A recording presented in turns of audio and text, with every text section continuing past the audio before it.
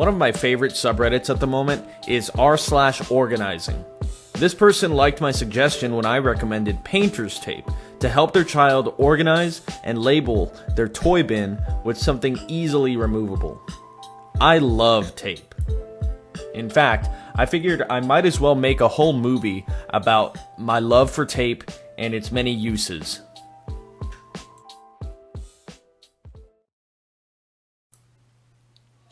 Organization begins with a label. Look in any kitchen in America and you will find deli containers using painter's tape and Sharpie. Painter's tape is cheap, easy to write on, and relatively easy to remove. It comes in all sorts of colors, and this is your gateway drug to tape collection.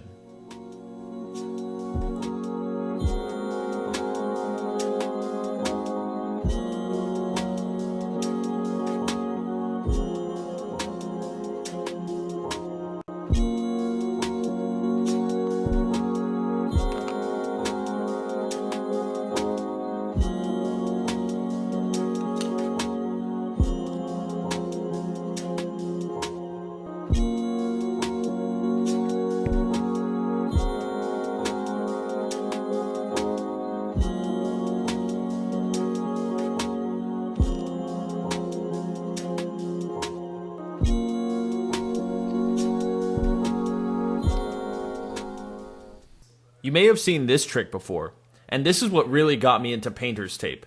When hanging a picture or anything that is hung on anchors, use a strip of tape to mark where the hanging hardware will sit. Then you can take that strip and use it to confirm final placement. Speaking of neat tricks, this is how stagehands tear tape by hand. First, pull the length of tape necessary, and you'll fold the end closest to the roll at a 45-degree angle. Place your thumb on the triangle that forms.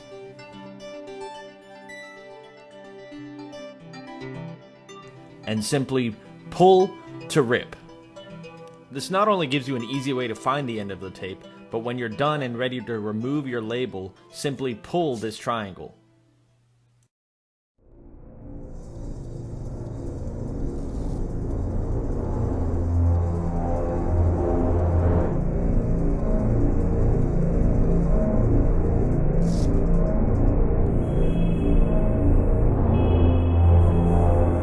Under no circumstance are you to use painter's tape for a repair job. The adhesive is too weak.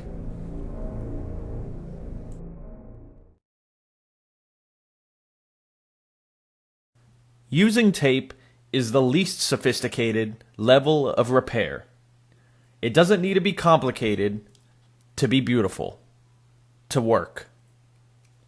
This is where young men learn from innovative gurus like the Mythbusters. Duct tape is the almighty god of repair tape. Flexible, easily torn, durable, water-resistant, versatile. It's no wonder it's so highly regarded.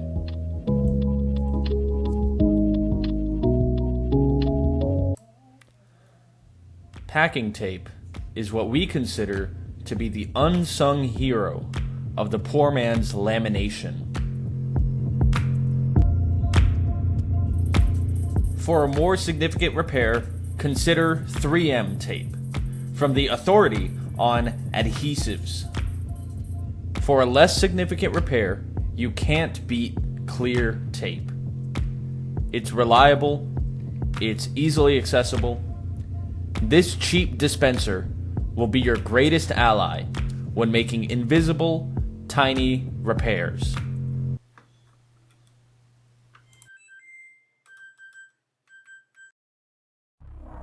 Under no circumstance are we to use duct tape for a label job. It's too sticky. This tote and this shelf are violations.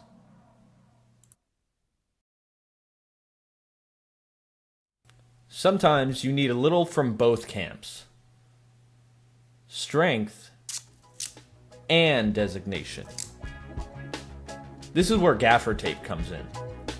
Gaffer is popular on film sets for its versatility and ease of use without leaving sticky residue. I like being able to label my amp's volume knob or tape down a cable with the exact same roll. Sometimes I'll open a drawer with the tray inside only for it to slide around when I close or open it again.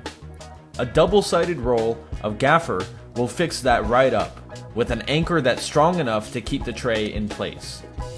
Then I can remove it without damage if need be. For a more significant connection, try foam tape if you need something semi-permanent, or VHB for extremely permanent bonds. I ran out of VHB, so I use Gorilla Tape. I keep this wooden stick to act as a handle for my microphone, but there's nothing really for it to bite down onto. So when I added some gaffer tape, I noticed that there was a big improvement in stability when I was moving it around. Silicone tape is kind of the oddball. I'm sure there are mechanical and utilitarian uses, but I've only ever had to use it as a grip for the mechanical pencil in my everyday bag.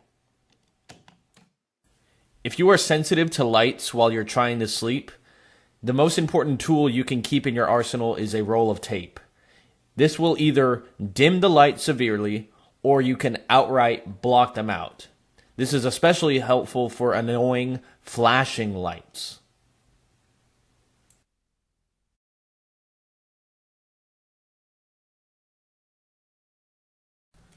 I suppose any type of tape can be considered decorative, depending on application. To store her favorite washi tape, I made Leah this little stand. It's for the ones that she's actively using, so it holds about 12, something like that.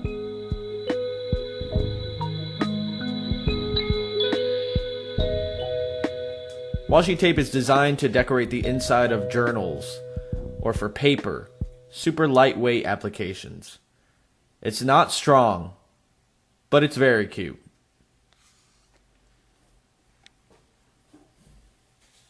We do have a roll of checkerboard duct tape, mostly for decoration, but occasionally to repair.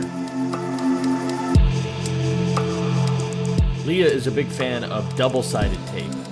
Great for easily taping in stuff for her junk journal.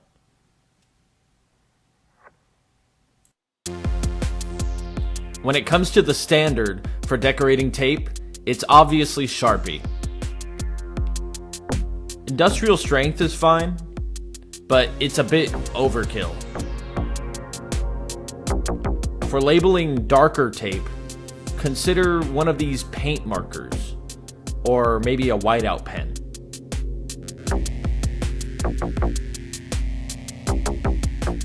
A fundamental tape kit would go something like this. Get yourself a roll of masking tape or painter's tape, ideally in a light color. Next, get a roll of duct tape. The color doesn't matter, but the adhesive does. Don't cheap out, or your repair will. You'll no doubt have access to cellophane tape in some fashion. Pilfer a roll from your Christmas wrapping kit or the office, and keep it in your junk drawer. Finally, spring for a nice 1-inch roll of gaffer tape. You'll also want to go ahead and get yourself a tape gun. Super useful for packing. When I played with This Is It, I always had this loadout in my gig kit to tape down set lists, mark the stage areas, or help the sound techs with cable management if necessary. I think we even fixed one of our torn posters this way. Every artist in your life should appreciate a good roll of tape.